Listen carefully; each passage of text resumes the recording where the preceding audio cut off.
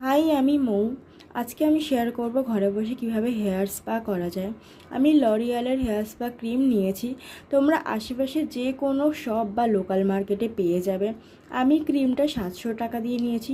So ফার্স্টে একটা ছোটো বাটি নেবে, তাতে 2 চামচ স্পা ক্রিম নেবে, 2 চামচ সিরাম নেবে। তোমাদের কাছে যে কোনো সিরাম থাকলে সেটাই নেবে। আমার কাছে লিভন রয়েছে, আমি লিভন নিয়েছি। সো চামচ দিয়ে মিক্স করে নেবে। আমি হাত দিয়ে মিক্স করে নিয়েছি।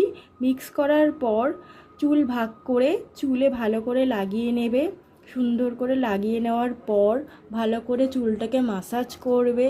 অন্তত 5 থেকে 10 মিনিট ভালো করে মাসাজ করার পর দেন চুলটাকে বেঁধে স্টিম ক্যাপ দিয়ে 15 থেকে 20 মিনিট বা 10 থেকে 12 মিনিট লাগিয়ে রেখে দেবে। তারপর মাথা ধুয়ে নেবে। দেন চুল শুকানোর পর দেখবে চুলটা কত স্মুথ অ্যান্ড সিল্কি দেখাচ্ছে। আমার চুলটা কার্লি বলে খুব একটা বোঝা যাবে না। যাদের চুল স্ট্রেট, খুব সুন্দর, মানে সোজা চুলটা, তো তাদের চুলে খুব ভালো বোঝা যাবে।